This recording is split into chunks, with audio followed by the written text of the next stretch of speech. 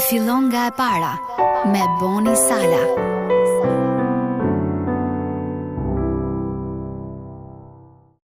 Tani pra, nuk ka asnjë dënim për ata që janë në Krishtin Jezus, që nuk ecin sipas mishit, por sipas frymës.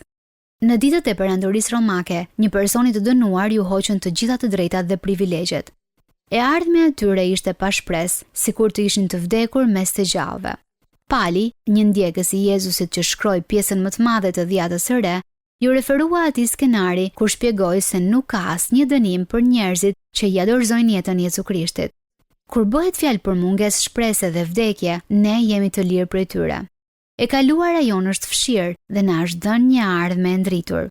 Ja pse kur Perëndia dha ligjin e tij në dhjatën e vjetër, ishte një standard që asnjë prej nesh nuk mund t'i bintej në mënyrë të përsosur. Ligji i Perëndisë ishte si një pasqyrë që pasqyronte pa aftësinë tonë për t'u bindur atij, duke treguar nevojën tonë për një shpëtimtar.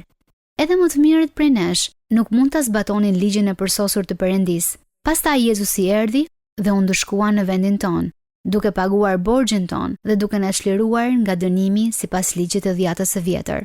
I lirë nga dënimi, ndjekësi i Jezusit çlirohet nga turpi i mëkateve të tij ose të saj dhe nuk është më fajtor para Perëndisë.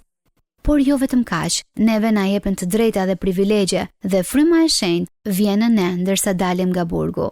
Ne jemi fëmijë dhe trashëgimtar të Perëndisë, duke ndarë me Krishtin të gjitha gëzimet dhe liritë e asaj trashëgimia.